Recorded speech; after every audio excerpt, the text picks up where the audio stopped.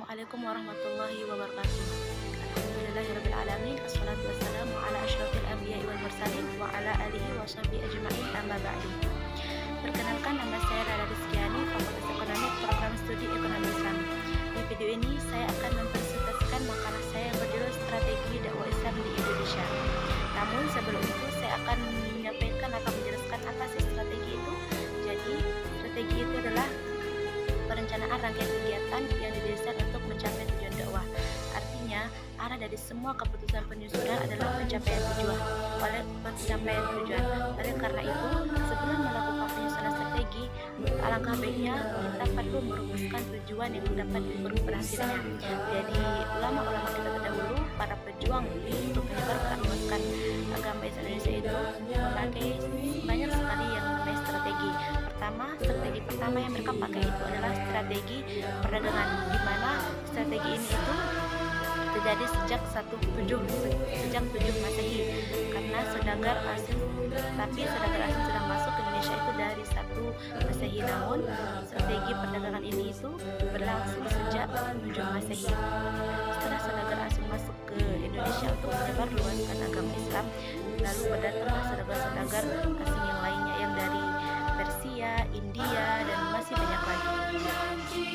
Dan yang kedua ada namanya strategi pendidikan, di mana strategi pendidikan Islam ini awalnya tidak terjadi di suatu tempat atau waktu tertentu, tapi di mana para mubalik bertemu, di mana para pedagang, di mana para pribumi bertemu, di sanalah pendidikan Islam berlangsung.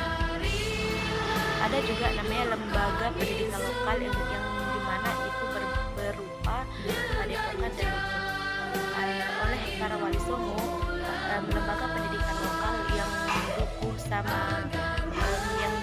dan padepokan itu berubah nama menjadi pesantren. Di pesantren, para ulama kita mengajarkan para santrinya agama Islam, dan berharap setelah mereka pulang kampung nanti mereka dapat menyebarluaskan agama Islam di kampung mereka sendiri, berdakwah di kampung mereka sendiri.